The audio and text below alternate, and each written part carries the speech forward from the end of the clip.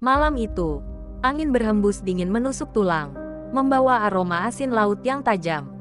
Presiden Soekarno berdiri di atas bukit kecil, menatap luasnya samudera yang gelap pekat. Bulan hanya tampak setengah, seperti enggan menyinari malam yang dipenuhi kecemasan. Di belakangnya, beberapa pengawal berjaga dalam keheningan, menjaga jarak namun selalu siaga. Tapi Soekarno memberi isyarat, mengangkat tangannya dengan tenang namun tegas. "Tunggu di sini," ujarnya, dan tanpa menunggu jawaban, ia melangkah turun menuju pantai. Deburan ombak semakin keras, seolah menyambut kedatangannya. Soekarno tahu, ini bukan perjalanan biasa. Negara sedang berada di ujung tanduk, ancaman pemberontakan, tekanan asing, dan ketidakstabilan ekonomi mengguncang fondasi yang ia bangun dengan darah dan air mata. Tapi di malam itu, ia tidak berbicara tentang politik atau strategi. Ia mencari sesuatu yang lain, kekuatan yang tidak bisa ditemukan di rapat kabinet atau di medan perang. Langkahnya membawa dia ke tepi air, pasir yang dingin menyentuh kakinya, seperti menyerap setiap keraguan yang masih tersisa di hatinya. Ia menutup mata, mengatur napas, lalu mengucapkan mantra kuno yang diajarkan oleh seorang sesepuh dari Jawa Timur. Mantra itu seperti aliran air yang meluncur dari bibirnya, lembut namun penuh makna, membawa pesan kepada sosok yang ia panggil dengan segenap keyakinan, Nyi Roro Kidul. Tiba-tiba, angin berhenti. Ombak yang tadinya menggulung liar mendadak tenang, seperti tertahan oleh kekuatan tak terlihat. Udara berubah dingin, begitu dingin hingga Soekarno merasakan kulitnya meremang. Dari kejauhan, muncul sebuah cahaya kehijauan, berkilauan di tengah gulungan ombak. Cahaya itu semakin dekat, membawa aura yang begitu kuat hingga Soekarno merasa lututnya hampir lemas. Namun ia berdiri tegak, matanya menatap tajam ke arah cahaya yang perlahan berubah menjadi sosok perempuan. Sosok itu melayang di atas air, gaun hijaunya berkilauan seperti sisik ikan yang memantulkan cahaya bulan. Wajahnya tak tertandingi oleh kecantikan duniawi, namun matanya tajam, penuh wibawa. Ini bukan pertemuan pertama Soekarno dengan kekuatan besar, namun kali ini berbeda. Ada sesuatu yang menggetarkan jiwanya, seperti menyadarkan bahwa ia hanyalah manusia kecil di hadapan penguasa alam. "Kau datang," suara Nyi Roro Kidul terdengar, lembut namun penuh daya. Soekarno menarik napas dalam, menenangkan debaran jantungnya. "Ratu Laut Selatan," ujarnya dengan nada hormat, "saya datang dengan harapan. Bangsa ini butuh kekuatan untuk bertahan. Saya tahu kekuatan itu ada pada alam, pada rahasia yang hanya ratu miliki." Suaranya tegas, namun ada nada kerendahan hati yang jarang terlihat dari seorang pemimpin besar seperti dirinya. Nyi Roro Kidul menatapnya dalam diam. Lalu, ia melangkah mendekat, setiap gerakannya seperti gelombang yang mengalir tanpa suara. "Kau tahu apa yang kau minta?" tanyanya perlahan, namun tajam. "Bukan hanya kekuatan yang kau ambil dari laut ini. Kau memohon agar aku melibatkan diriku dalam takdir bangsamu. Tapi setiap permintaan selalu ada harga yang harus dibayar." Soekarno mengangguk, tatapannya tidak goyah. "Saya memahami itu, Ratu. Sebagai pemimpin, saya siap menanggung semua demi bangsa ini. Jika saya harus berkorban, biarlah. Tapi jangan biarkan Nusantara ini jatuh. Jangan biarkan tanah ini hancur oleh musuh yang ingin merampasnya." Suaranya bergemuruh, penuh tekad, seperti api yang menyala di tengah dinginnya malam. Nyi Roro Kidul tersenyum tipis, namun senyum itu menyimpan rahasia yang tak terbaca. "Baiklah," katanya akhirnya, "aku akan mendengarkan permintaanmu. Tapi ingat, ini bukan hanya tentang kekuasaanmu, Soekarno. Ini tentang keseimbangan, dan keseimbangan harus dijaga, apapun yang terjadi." Dengan satu gerakan anggun, ia mengulurkan tangannya, memunculkan sebuah cincin berwarna emas dengan batu hijau berkilauan. "Pakailah ini, dan kau akan tahu apa artinya memiliki kekuatan dari Laut Selatan." Soekarno menerima cincin itu dengan tangan gemetar, namun ia segera mengenakannya di jarinya. Saat itu juga, ia merasakan energi luar biasa mengalir melalui tubuhnya, seolah-olah ia adalah bagian dari alam itu sendiri. Namun di balik rasa itu, ia juga merasakan sesuatu yang berat, seperti bayangan gelap yang mengintainya dari kejauhan. "Terima kasih, Ratu," katanya perlahan. Namun di dalam hatinya, ia tahu, perjanjian ini baru saja membuka babak baru yang penuh misteri dan bahaya. Cincin dengan batu hijau itu kini melingkar di jari Presiden Soekarno, memancarkan kilau aneh di bawah cahaya bulan. Rasanya seperti ada arus listrik halus yang terus-menerus mengalir di tubuhnya, memberinya kekuatan yang tidak pernah ia rasakan sebelumnya. Namun, bersamaan dengan itu, dadanya terasa berat, seperti menanggung beban yang tidak kasat mata. Soekarno menatap cincin itu sesaat, lalu mengangkat kepalanya menatap Nyi Roro Kidul. "Apa yang harus saya lakukan sekarang?" tanyanya dengan nada tegas namun hormat. Ratu Laut Selatan tersenyum tipis. Tatapannya lembut namun penuh misteri. "Cincin itu akan melindungimu dari bahaya yang tidak terlihat, baik dari manusia maupun alam. Namun ingat, Soekarno, kekuatan ini bukan untuk kepentingan pribadimu. Keseimbangan alam adalah inti dari perjanjian kita. Jika kau mengkhianatinya, bukan hanya dirimu yang akan hancur, tetapi seluruh bangsa yang kau pimpin akan merasakan akibatnya." Suaranya lembut, namun penuh peringatan yang menusuk. Soekarno mengangguk, mengerti betul risiko yang ia ambil. "Saya tidak akan menyalahgunakannya," katanya yakin. Tapi jauh di dalam hatinya, terselip rasa khawatir.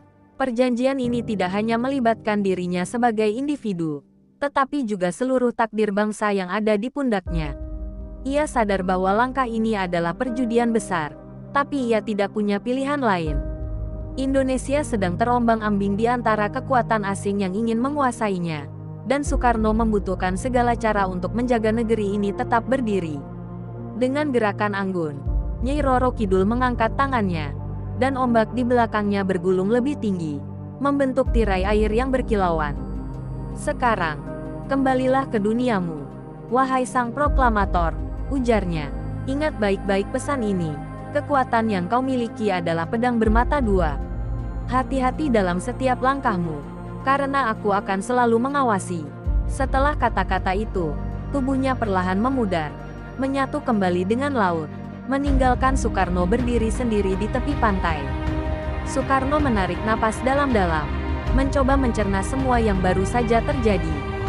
Ia berbalik dan berjalan kembali ke tempat para pengawalnya menunggu. Wajah mereka terlihat bingung dan cemas, namun tidak ada yang berani bertanya. Mereka hanya melihat pemimpin mereka datang dengan tatapan yang berbeda, tatapan yang penuh dengan sesuatu yang tidak bisa dijelaskan dengan kata-kata. "Kita kembali ke istana," ujarnya singkat, memecah keheningan. Sesampainya di Jakarta, Soekarno merasa ada yang berubah. Cincin itu terasa hangat di jarinya, seolah menyatu dengan kulitnya. Ia mulai menyadari bahwa keberadaannya membawa dampak langsung pada lingkungannya. Ketika ia menghadiri rapat kabinet, aura karismanya terasa lebih kuat, membuat lawan politiknya enggan menatap matanya terlalu lama. Bahkan para pemimpin dunia yang sebelumnya memandangnya sebelah mata kini memberikan penghormatan yang lebih besar dalam pertemuan internasional.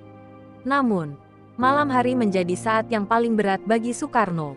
Dalam keheningan malam, ia sering merasa suara deburan ombak muncul di telinganya, meski ia jauh dari pantai. Terkadang ia bermimpi melihat sosok Nyi Roro Kidul, berdiri di tengah laut dengan mata yang tajam menatapnya, seolah mengingatkannya pada janji yang telah ia buat. Mimpi itu selalu membuatnya terbangun dengan keringat dingin, dadanya berdebar keras. Meskipun kekuatan yang ia dapatkan mulai memberikan dampak positif pada upaya menjaga stabilitas negara, Soekarno mulai merasa bahwa cincin itu membawa sesuatu yang lebih dari sekadar kekuatan. Ada rasa gentar yang perlahan merayap di hatinya, rasa bahwa ia mungkin telah memasuki sesuatu yang terlalu besar bahkan untuk dirinya. Tapi ia tidak bisa mundur, perjanjian telah dibuat, dan sebagai seorang pemimpin, ia harus melanjutkan perjalanan ini, apapun risikonya. Hari-hari berlalu, dan aura baru Presiden Soekarno semakin dirasakan oleh semua orang di sekitarnya. Ia berbicara dengan keyakinan yang lebih dalam, tatapannya membawa wibawa yang sulit dilawan, bahkan oleh musuh-musuhnya. Keputusan-keputusan strategis yang ia buat tampak tidak terduga namun selalu tepat sasaran. Indonesia mulai terlihat lebih kuat di mata dunia, dan para rakyat yang dulu meragukan kepemimpinannya kembali mengaguminya. Namun, di balik kesuksesan itu, Bayangan dari perjanjian di pantai selatan terus menghantui pikirannya. Pada suatu malam di Istana Merdeka, Soekarno duduk sendirian di ruang kerjanya yang remang. Di meja, dokumen-dokumen penting menumpuk, tetapi pikirannya melayang ke tempat lain. Cincin di jarinya, yang dulu terasa hangat, kini mulai mengeluarkan sensasi dingin setiap kali ia menyentuhnya. Rasanya seperti ada sesuatu yang mengintai dari dalam batu hijau itu. Ia mencoba mengabaikannya, tetapi rasa gelisah semakin kuat. Tiba-tiba, sebuah suara lembut namun menusuk memecah keheningan. Soekarno, suara itu datang dari belakangnya, meskipun ruangan itu seharusnya kosong. Ia segera berdiri, tubuhnya tegang. "Siapa di sana?" tanyanya. Suaranya tetap tegas meski jantungnya berdegup kencang. Dari bayangan di sudut ruangan, sosok Nyi Roro Kidul perlahan muncul, mengenakan gaun hijaunya yang berkilauan. Ia tampak lebih anggun, namun tatapannya dingin dan penuh makna. "Ratu Laut Selatan," ujar Soekarno, mencoba menenangkan dirinya. "Apa yang membawa Anda ke sini malam ini?" Nyi Roro Kidul melangkah maju, suaranya lembut namun tegas. "Aku datang untuk mengingatkanmu, Soekarno. Perjanjian kita masih berlaku, dan aku melihat ada tanda-tanda yang membuatku khawatir. Kau mulai lupa bahwa kekuatan ini bukan untuk membangun kekuasaanmu sendiri, melainkan untuk menjaga keseimbangan. Kau terlalu sering memakainya untuk tujuan pribadimu." Soekarno terdiam. Ia tahu apa yang dimaksud oleh sang ratu. Dalam beberapa bulan terakhir, ia memang menggunakan aura dan wibawa baru yang diberikan cincin itu untuk menundukkan lawan politiknya, bahkan untuk memperkuat pengaruh pribadinya di lingkaran istana. Ia merasa bahwa dirinya tidak lagi hanya seorang pemimpin, tetapi seseorang yang lebih besar dari itu. Tapi kini, peringatan sang ratu menyadarkannya bahwa ia mungkin telah melampaui batas. "Ratu, semua yang saya lakukan adalah untuk bangsa ini," ujar Soekarno dengan suara bergetar. "Jika saya tampak menggunakan kekuatan ini untuk tujuan lain, itu semata-mata agar saya bisa menjaga negara ini tetap berdiri. Musuh ada di mana-mana, baik di luar maupun di dalam negeri. Saya harus memastikan mereka tidak menghancurkan apa yang telah kita bangun." Tatapan Nyi Roro Kidul melembut sedikit, tetapi tidak sepenuhnya. "Aku memahami niatmu, tetapi niat baik tidak selalu membenarkan tindakan, Soekarno. Jangan lupa, kekuatan ini berasal dari alam, dan alam menuntut keseimbangan." Soekarno ingin membalas, tetapi sebelum ia sempat berbicara, suara dentuman keras terdengar dari luar. Ia segera berlari ke balkon, diikuti oleh sosok Nyi Roro Kidul yang hanya berdiri di belakangnya. Dari kejauhan, ia melihat kilatan api di langit, diikuti oleh jeritan-jeritan dari arah pelabuhan. Sebuah ledakan besar baru saja terjadi, menghancurkan beberapa gudang dan perahu di pesisir Jakarta. "Apa ini?" seru Soekarno. Tatapannya penuh kemarahan dan kebingungan. "Ini adalah peringatan," jawab Nyi Roro Kidul dengan nada dingin. "Keseimbangan mulai terganggu, Soekarno. Alam menunjukkan kemarahannya. Jika kau terus menyalahgunakan kekuatan ini, apa yang terjadi malam ini hanyalah permulaan." Setelah mengucapkan kata-kata itu, sosoknya perlahan memudar, meninggalkan Soekarno yang terdiam di balkon, memandangi kehancuran di kejauhan. Malam itu, Soekarno tidak bisa memejamkan mata. Suara jeritan dari pelabuhan terus terngiang di telinganya, bercampur dengan peringatan Nyi Roro Kidul. Ia mulai merasakan bahwa dirinya telah melangkah terlalu jauh, dan perjanjian yang dulu ia buat dengan penuh keyakinan kini terasa seperti perangkap yang tak bisa ia hindari.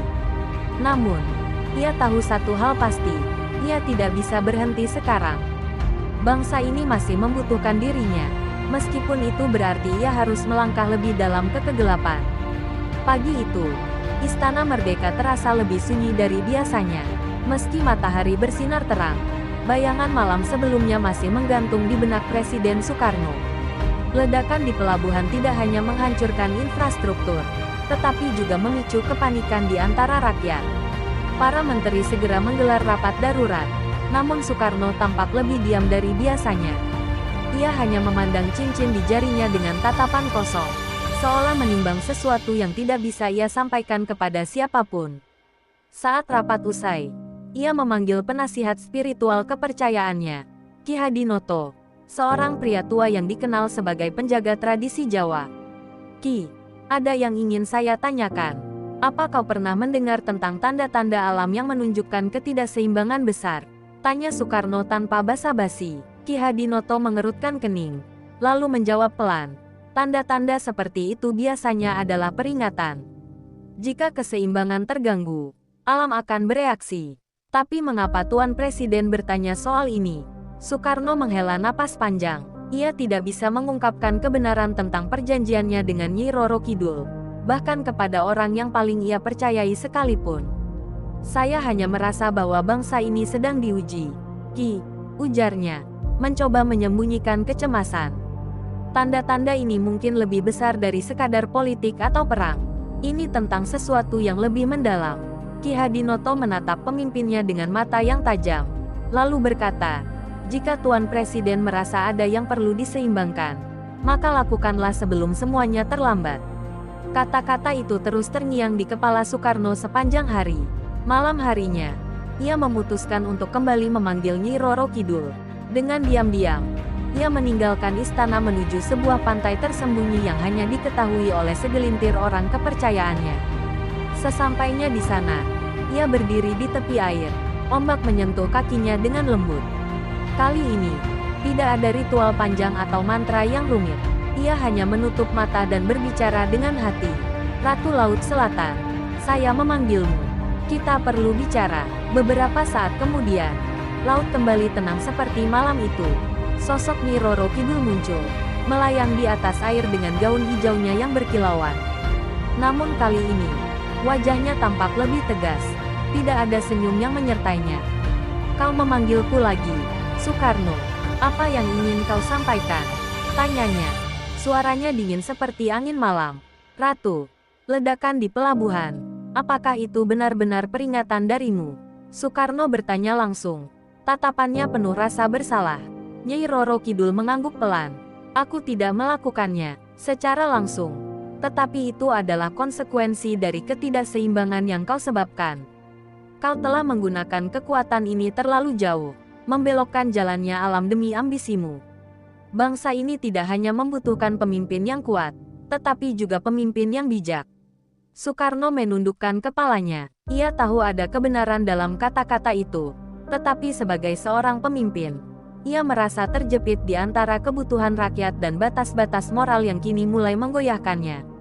Jika saya telah melangkah terlalu jauh, maka tunjukkan jalan untuk memperbaikinya, Ratu. Saya akan melakukan apapun untuk menebus kesalahan saya, katanya dengan nada penuh tekad. Nyi Roro Kidul memandangnya lama, sebelum akhirnya berkata, untuk memperbaiki keseimbangan, kau harus menyerahkan sesuatu yang berharga. Pengorbanan adalah harga yang harus kau bayar. Dan kali ini, pengorbanan itu bukan tentang kekuasaan, tetapi tentang hatimu. Soekarno mengerutkan kening, tetapi sebelum ia sempat bertanya lebih jauh, Nyi Roro Kidul menghilang, meninggalkan udara dingin dan pertanyaan yang menggantung. Malam itu, Soekarno merasa lebih resah dari sebelumnya. Apa yang dimaksud dengan pengorbanan hati? Apakah itu berarti kehilangan sesuatu yang ia cintai? Ataukah ini tentang menyerahkan dirinya sepenuhnya pada takdir tanpa mempertanyakan arah? Ia memandang cincin di jarinya sekali lagi, merasakan dinginnya menjalar hingga ke tulang. Apapun yang menanti di depan, ia tahu jalannya tidak akan mudah. Keseimbangan harus dipulihkan, meski itu berarti gemuruh protes mulai terdengar di seluruh negeri. Rakyat yang sebelumnya memuja Soekarno kini mulai mempertanyakan langkah-langkahnya. Ledakan di pelabuhan, gempa di Jawa Tengah, dan berbagai bencana lain yang datang berturut-turut membuat mereka percaya bahwa ada sesuatu yang salah. Bisikan-bisikan tentang kutukan, kesialan, dan dosa seorang pemimpin menyebar seperti api di tengah masyarakat. Namun, di balik tembok tebal Istana Merdeka, Soekarno tetap berdiri, mencoba menahan segala tekanan yang perlahan menghancurkan jiwanya. Malam itu, Soekarno menggelar pertemuan rahasia di istana. Ia memanggil beberapa orang kepercayaannya, termasuk sesepuh yang pernah mengajarinya mantra pemanggil Nyi Roro Kidul. Wajah mereka penuh kekhawatiran, mengetahui bahwa sesuatu yang besar sedang terjadi. Bapak Presiden, ujar salah satu dari mereka dengan suara bergetar. Apakah ini semua akibat dari perjanjian itu? Soekarno menatap mereka dalam-dalam, lalu mengangguk perlahan. Aku tidak bisa menyangkalnya, jawab Soekarno dengan nada berat. Tapi aku tidak punya pilihan. Kekuatan itu adalah satu-satunya cara untuk melindungi negeri ini. Namun, aku tidak menyangka bahwa harga yang harus kita bayar akan sebesar ini. Semua orang di ruangan itu terdiam. Mereka mengerti bahwa Soekarno telah membawa dirinya ke dalam perjanjian yang lebih besar daripada apa yang bisa dipahami manusia biasa. Di tengah diskusi yang memanas, suara deburan ombak kembali terdengar. Kali ini lebih keras dari sebelumnya. Angin dingin berhembus melewati ruangan, dan lampu-lampu bergoyang seolah ada sesuatu yang tidak kasat mata hadir di sana. Seketika, sosok Nyi Roro Kidul muncul di tengah mereka. Para penasihat terkejut, beberapa bahkan tersungkur ketakutan. Namun, Soekarno tetap berdiri tegak, meskipun tatapannya menunjukkan kelelahan. Soekarno, suara Nyi Roro Kidul terdengar dingin namun penuh otoritas. Kau telah membawa dirimu dan bangsamu ke dalam lingkaran yang berbahaya. Keseimbangan semakin rusak, dan jika kau tidak segera memperbaikinya, kehancuran akan semakin mendekat. Soekarno mengepalkan tangannya, lalu berkata dengan suara yang bergetar, lalu apa yang harus kulakukan? Aku tidak bisa mundur dari perjanjian ini. Bukan. Sang ratu menatapnya, dengan mata yang menyala-nyala. Tidak ada jalan mundur, Soekarno. Tapi ada cara untuk menyeimbangkan semuanya. Kau harus membuat pengorbanan terakhir. Sesuatu yang akan mengembalikan harmoni antara alam dan manusia. Kata-katanya menggantung di udara, membuat semua orang di ruangan itu terpaku. Soekarno, dengan wajah penuh kelelahan, menatap Nyi Roro Kidul dalam-dalam. Pengorbanan apa yang kau maksud? Tanyanya, meskipun ia sudah tahu jawabannya. Jiwamu, jawab Nyi Roro Kidul tanpa ragu. Hanya dengan menyerahkan dirimu kepada alam, kau bisa menebus ketidakseimbangan yang telah kau ciptakan. Kau telah menggunakan kekuatan yang bukan milikmu, dan kini waktunya untuk membayar lunas. Ruangan itu menjadi sunyi. Hanya terdengar napas berat Soekarno. Para penasihatnya memohon, mencoba mencari alternatif lain. Tetapi jauh di lubuk hatinya, Soekarno tahu bahwa ini adalah akhir dari perjalanan panjangnya. Malam itu, setelah semua orang pergi, Soekarno kembali berdiri di balkon, memandang langit yang gelap. Ia tahu bahwa hidupnya kini berada di ujung tali. Pengorbanannya mungkin akan menyelamatkan bangsa, tetapi meninggalkan rakyat yang ia cintai tanpa dirinya. Dengan berat hati, ia memutuskan untuk kembali ke pantai selatan, di mana semuanya dimulai, untuk memenuhi panggilan takdirnya. Jika ini jalan untuk menyelamatkan bangsaku, gumamnya, maka biarlah aku menjadi korban terakhir. Langit di atas pantai selatan kelam, seperti menandakan bahwa malam itu adalah malam yang penuh dengan takdir. Soekarno berdiri sendirian di tepi pantai. Ombak bergulung liar, seolah ikut bicara tentang pertarungan batin yang ia rasakan. Angin kencang mengibarkan jasnya, sementara tatapannya terpaku ke laut yang tampak tanpa ujung. Tidak ada pengawalnya kali ini, tidak ada penasihat atau siapapun. Ia tahu bahwa ini adalah perjalanannya sendiri, sebuah jalan yang telah ia pilih sejak malam pertama ia membuat perjanjian dengan Nyi Roro Kidul. Ia menggenggam cincin di jarinya, merasakan dinginnya yang menusuk hingga ke tulang. Ratu Laut Selatan, panggilnya dengan suara yang berat, hampir seperti gumaman. Aku datang untuk memenuhi kewajibanku. Kata-kata itu menggema di tengah angin. Dan seketika, ombak besar bergulung ke pantai, berhenti hanya beberapa langkah dari tempat Soekarno berdiri. Dari air yang berkilauan, sosok Nyi Roro Kidul perlahan muncul, mengenakan gaun hijaunya yang bercahaya seperti zamrud. Engkau akhirnya datang, ucap Nyi Roro Kidul dengan suara yang tenang namun penuh wibawa. Tatapannya tajam, namun ada kilatan duka di dalamnya. Aku tahu kau akan datang, Soekarno. Sebagai seorang pemimpin sejati, kau tidak pernah lari dari tanggung jawabmu. Soekarno menelan ludah, mencoba menguatkan hatinya. Aku tidak pernah takut pada takdirku, Ratu. Tapi aku ingin tahu, apakah ini benar-benar satu-satunya jalan? Sang ratu melangkah mendekat, lalu berdiri di depannya. Kau telah melihat dengan matamu sendiri apa yang terjadi ketika keseimbangan terganggu. Bencana, konflik, dan penderitaan rakyatmu adalah hasil dari penggunaan kekuatan yang tidak seharusnya kau genggam terlalu erat. Jalan ini memang berat, tetapi inilah satu-satunya cara untuk mengembalikan harmoni. Suaranya lembut, namun setiap kata yang diucapkannya terasa seperti belati bagi hati Soekarno. Presiden pertama Indonesia itu menarik napas panjang, matanya menerawang ke cakrawala. Ia memikirkan perjalanan panjangnya, dari masa-masa perjuangan melawan penjajah hingga momen kemerdekaan yang menggetarkan. Ia memikirkan rakyatnya, yang telah memberikan kepercayaan penuh kepadanya untuk memimpin. Jika ini adalah harga untuk melindungi mereka, katanya akhirnya, maka aku akan membayarnya. Tapi aku punya satu permintaan terakhir. Nyi Roro Kidul mengangkat alisnya, menunggu. Pastikan Indonesia tetap berdiri tegak. Lanjut Soekarno, suaranya tegas. Pastikan bangsa ini tidak lagi dipecah belah, tidak lagi diinjak-injak oleh siapapun. Jadikan negeri ini kuat, meskipun aku tidak ada di sini untuk menyaksikannya. Untuk pertama kalinya, ekspresi Nyi Roro Kidul melunak. Ia mengangguk, aku akan melindungi tanah dan lautmu, Soekarno. Tapi ingat, bangsa ini tetap bergantung pada rakyatnya sendiri. Aku hanya penjaga alam, bukan penentu nasib mereka. Soekarno mengangguk, tanpa ragu. Ia melangkah ke depan, memasuki air yang dingin dan gelap. Ombak menyambutnya, seolah-olah memeluknya dengan lembut.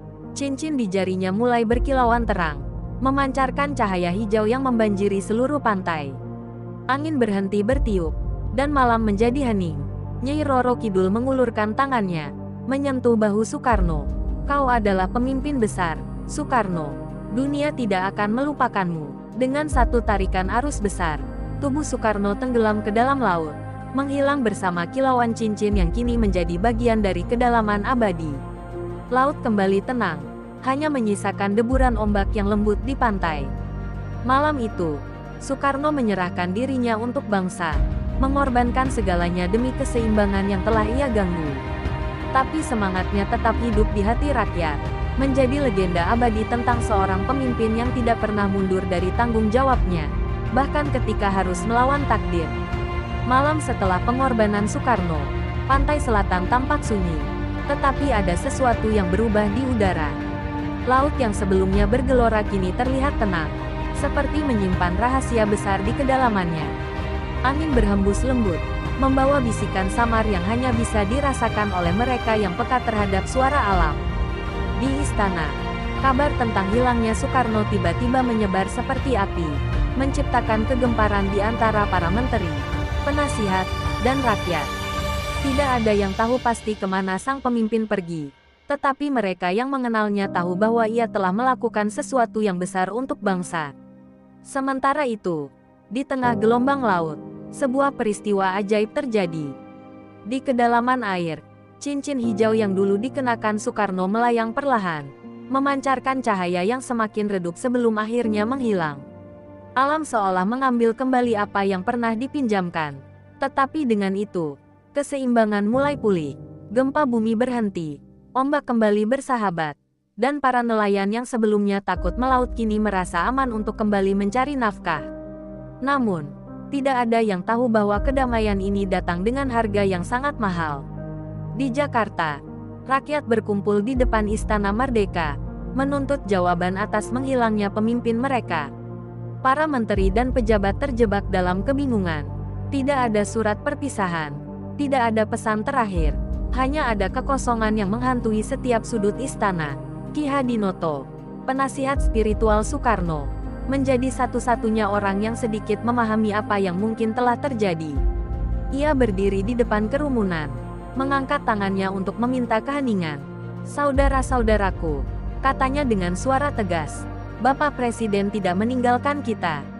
Ia telah pergi untuk memastikan bahwa bangsa ini tetap berdiri.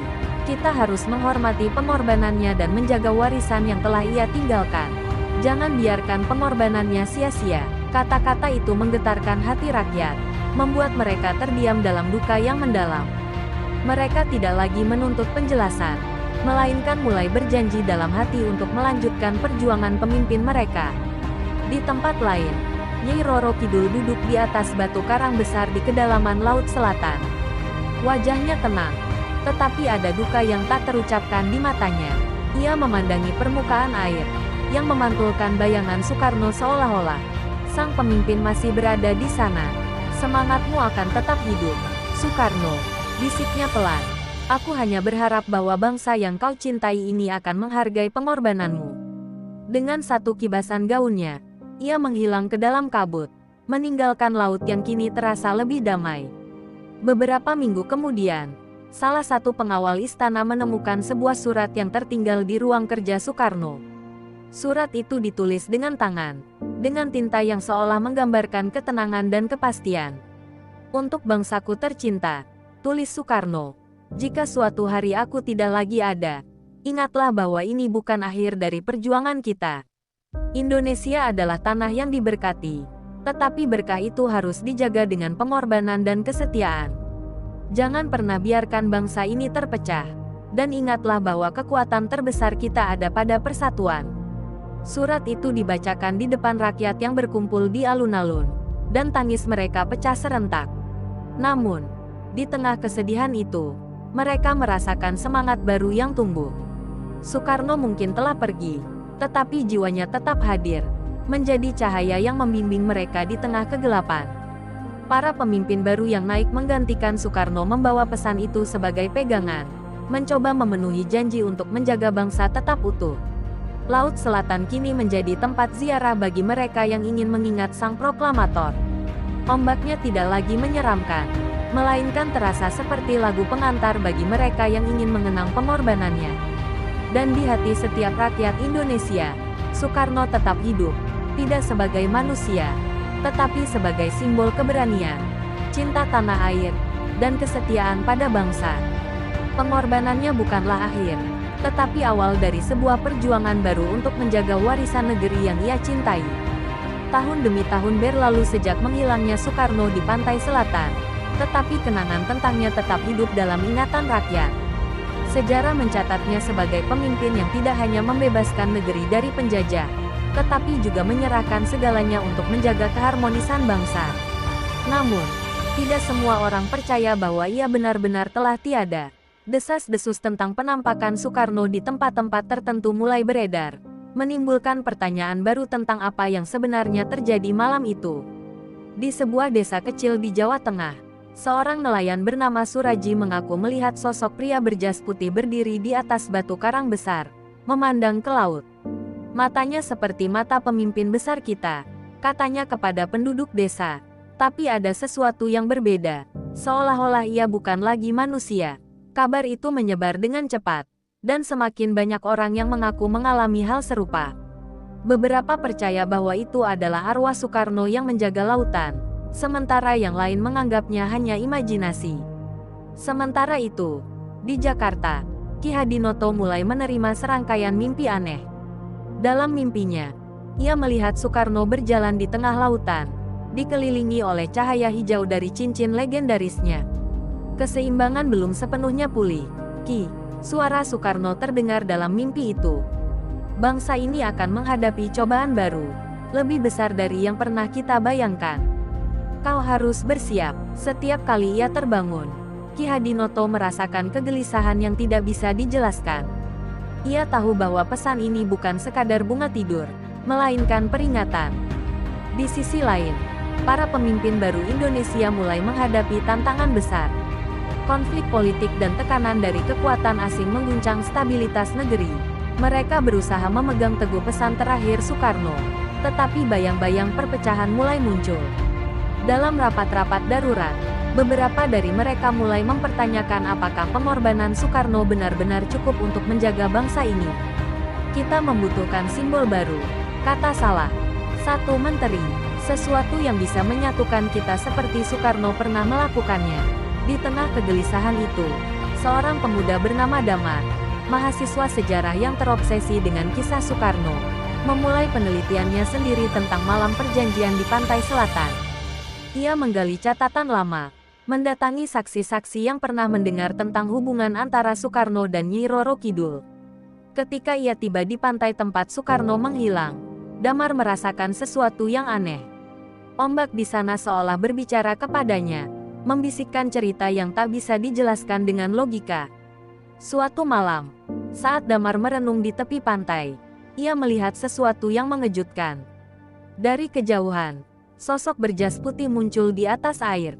Cahayanya memantul ke permukaan laut, menciptakan pemandangan yang luar biasa. Damar berdiri terpaku, tubuhnya bergetar.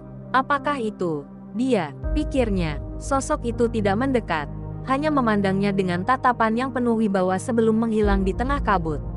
Momen itu mengubah hidup Damar selamanya, memberinya misi untuk menjaga cerita Soekarno tetap hidup. Keesokan harinya, Damar kembali ke Jakarta dengan semangat baru. Ia memulai gerakan untuk mengingatkan generasi muda tentang semangat Soekarno dan pengorbanannya. Dengan dukungan rakyat, gerakan itu perlahan-lahan menyebar, membawa kembali rasa persatuan yang sempat hilang. Di tengah semua ini, Damar merasa bahwa Soekarno tidak benar-benar pergi. Ia ada di antara kita, kata Damar dalam salah satu pidatonya. Ia hidup di hati rakyat yang mencintai tanah air ini. Dan di pantai selatan, di bawah sinar bulan yang terang, Nyai Roro Kidul berdiri di atas ombak, memandang ke arah cakrawala. Pengorbananmu tidak sia-sia, Soekarno, gumamnya pelan. Tapi perjalanan bangsa ini masih panjang. Semoga semangatmu terus menjadi cahaya yang membimbing mereka. Dengan satu gerakan anggun, ia menyelam kembali ke kedalaman, meninggalkan lautan yang tetap menjadi penjaga rahasia tentang seorang pemimpin yang telah mengorbankan segalanya demi bangsanya. Hari-hari berlalu dengan cepat, dan gerakan yang dimulai oleh Damar semakin menguat. Ia menjadi pemimpin yang dihormati di kalangan anak muda, menyuarakan kembali semangat perjuangan Soekarno yang kini seolah terlupakan oleh mereka yang hanya mengejar kekuasaan. Di setiap pidatonya, Damar mengutip kata-kata Soekarno, "Jangan biarkan bangsa ini terpecah. Dan ingatlah bahwa kekuatan terbesar kita ada pada persatuan." Namun, meskipun semangat itu membara, bayang-bayang ketidakpastian terus menghantui tanah air. Indonesia memasuki masa yang penuh ketegangan. Kekuatan asing kembali menunjukkan gigi mereka. Dan dalam negeri, perselisihan politik semakin tajam. Beberapa pihak mulai meragukan arah yang diambil oleh pemerintah. Mereka menginginkan stabilitas, sementara banyak yang merasa bahwa Soekarno adalah satu-satunya pemimpin yang bisa menyatukan Indonesia seperti dulu. Dalam kekalutan ini, Damar merasakan panggilan yang tak terelakkan. Ia merasa, seperti halnya Soekarno sebelum dirinya, harus melakukan sesuatu yang lebih untuk menghindari kehancuran. Suatu malam, Damar kembali ke pantai selatan, tempat yang telah mengubah pandangannya tentang sejarah Indonesia. Ombak yang menderu dan angin yang berdesir seperti memberi petunjuk. Ia duduk di tepi pantai, menatap ke laut yang tampak begitu tenang, namun di dalamnya menyimpan kekuatan yang tak terlihat. Di sanalah, dalam kesunyian yang mempesona, ia merasakan sesuatu yang aneh.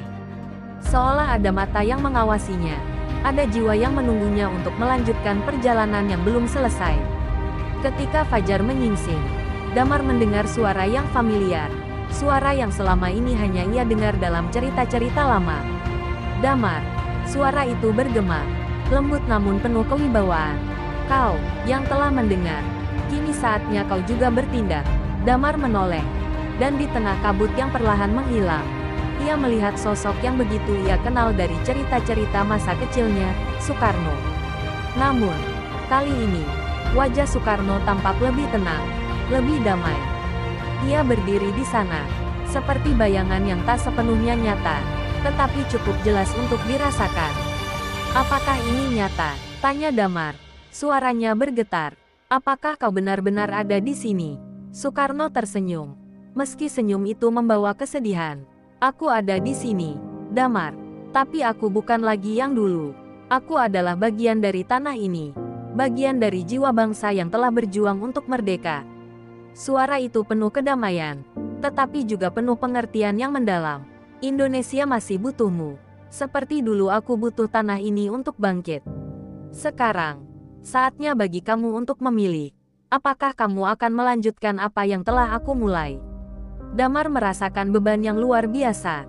Ia menyadari bahwa ini bukan hanya tentang gerakan yang ia bangun, tetapi tentang sebuah perjalanan panjang yang telah dimulai sejak masa perjuangan kemerdekaan.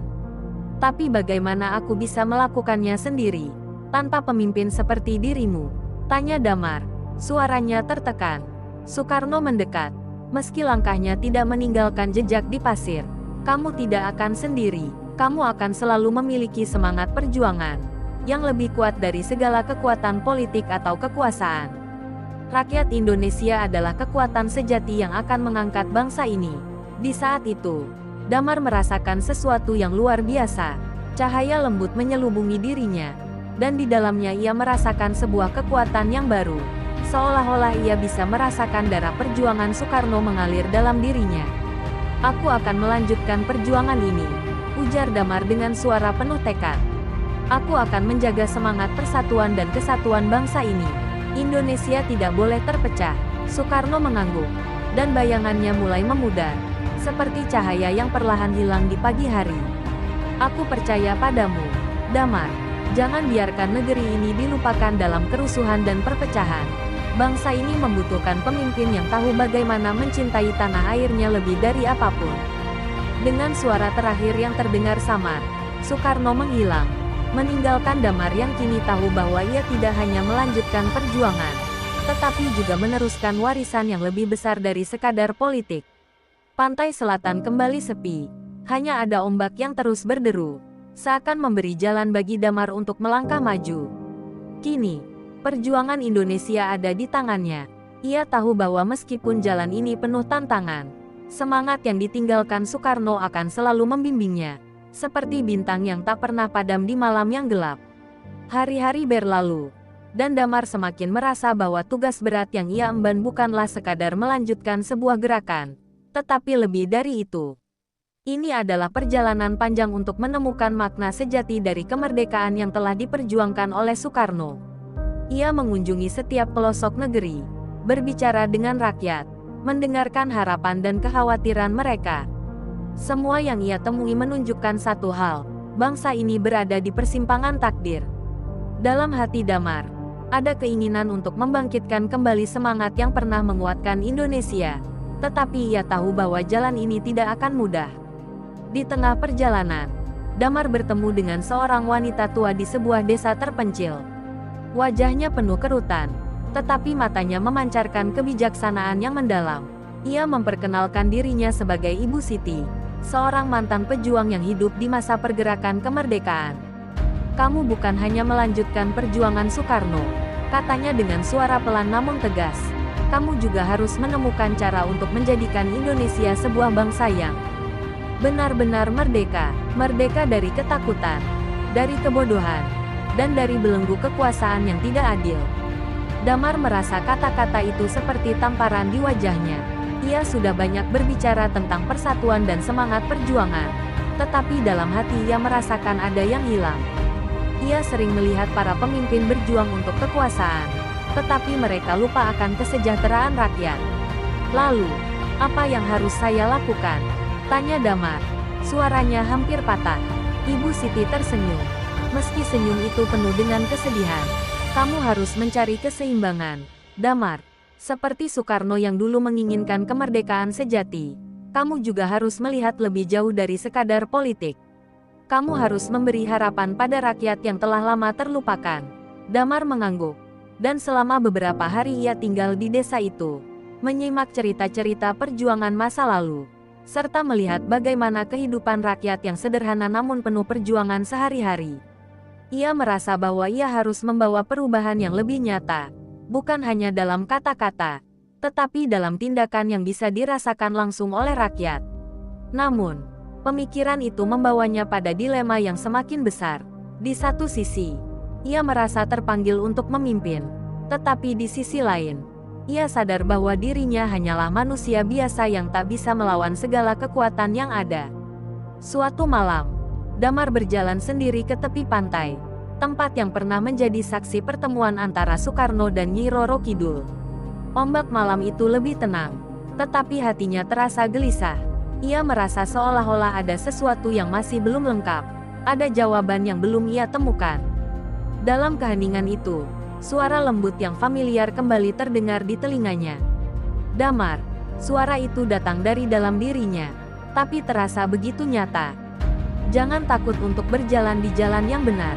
Setiap pemimpin memiliki jalannya sendiri, dan setiap langkahmu adalah bagian dari takdir yang telah kau pilih. Damar memejamkan mata, merasakan kedalaman kata-kata itu menyentuh jiwanya. Tapi aku bukan Soekarno, bisiknya. Aku tidak memiliki karisma atau kekuatan untuk memimpin seperti dia.